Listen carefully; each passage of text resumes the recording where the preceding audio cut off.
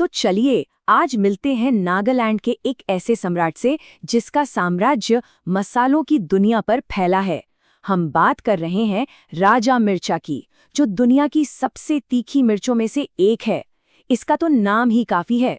जरा इसकी ताकत का अंदाजा इस नंबर से लगाइए, 10 लाख से भी ज्यादा स्कोविल हीट यूनिट्स। मतलब ये दुनिया की सबसे तीखी चीजों में से एक है। सोच कर देखिए, एक साधारण सी हरी मिर्च से ये सैकड़ों गुना ज्यादा, कहीं ज्यादा तीखी है। लेकिन सवाल तो ये है कि आखिर एक मिर्च जो बस एक पौधा है, वो अपने इलाके में एक सम्राट, एक राजा का दर्जा कैसे पा सकती है? चलिए आज इसी दिलचस्प कहानी की तह तक चलते हैं।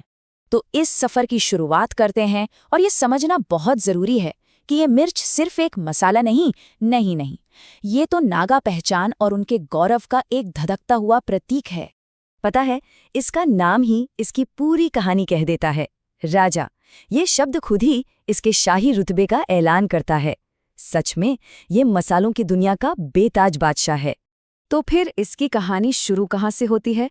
चलिए अब इसके इतिहास में थोड़ा और गहरा उतरते हैं, जानते हैं कि ये मिर्च आई कहाँ से और नागा संस्कृति में इसकी जड़ें कितनी गहरी हैं। इसे ऐसे ही नहीं, नागा पहचान की अग्निमय अपरिवर्तनीय आत्मा कहा जाता है।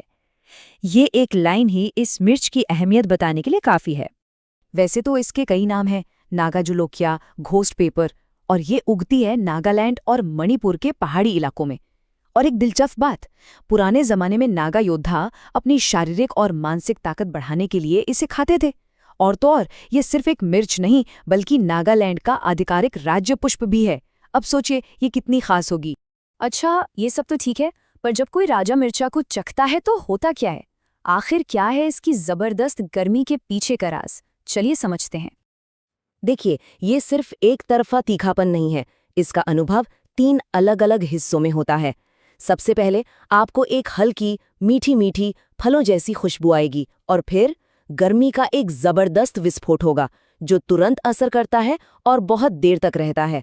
और आखिर में, क्योंकि इसे लकड़ी की आग पर सुखाया जाता है, एक अनोखा स्मोकी सा स्वाद आता है।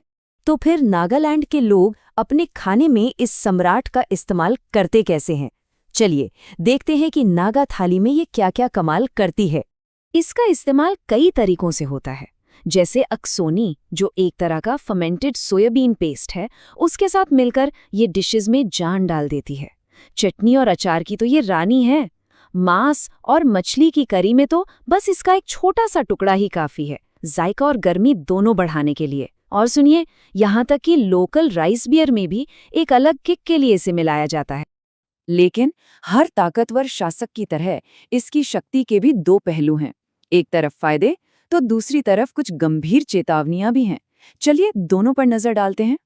इसके अंदर जो कैप्साइसिन है ना, वो एक 2-धारी तलवार की तरह है। एक तरफ ये मेटाबॉलिज्म को तेज करता है, दर्द में राहत देता है और एंडोर्फिन रिलीज करके अच्छा महसूस कराता है। लेकिन दूसरी तरफ अगर इसे ज्यादा खा लिया तो पेट में गंभीर समस्याएं हो सकती हैं और ब्लड प्रेशर भी बढ़ सकता है। और इसीलिए सबसे जरूरी चेतावनी, इसको हमेशा याद रखिए, इसका सेवन एक चावल के दाने के आकार से अधिक नहीं करना चाहिए। ये सलाह सच में बहुत बहुत जरूरी है। तो इसे सुरक्षित तरीके से इस्तेमाल कैसे करें? कुछ बातें हमेशा ध्यान में रखनी चाहिए। इसे हमेशा दस्ताने और मास्क पहनकर ही छुएं। खाना पकाते वक्त इसे आखिर में डालें, तेल में तो कभी न तलें। और हाँ, इसे सीधे डिश में डालने से पहले दही या नारियल के दूध में मिला लें। और सबसे ज़रूरी बात, हमेशा बहुत छोटी, मतलब बहुत ही छोटी मात्रा से शुरू करें।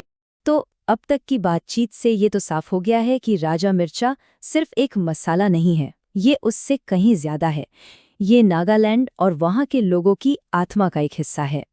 ये एक कल्चरल बैज है, सहन शक्ति का एक टेस्ट है, और ये नागालैंड की उस अदम्य, गौरवशाली और जोशीली भावना का स्वाद है जिसके लिए वो जाने जाते हैं। जैसा कि एक जगह बहुत खूबसूरती से कहा गया है, नागालैंड में हर भोजन एक एडवेंचर है और हर मिर्च एक सम्राट है। वाह, ये एक लाइन पूरी कहानी को कितने सही तरीके से बयां करती है। और ये पूरी कहानी हमें एक बहुत ही गहरे सवाल के साथ छोड़ जाती है। आखिर एक मसाला अपनी संस्कृति और अपने लोगों के बारे में क्या कुछ बता सकता है? इस पर जरूर सोचिएगा।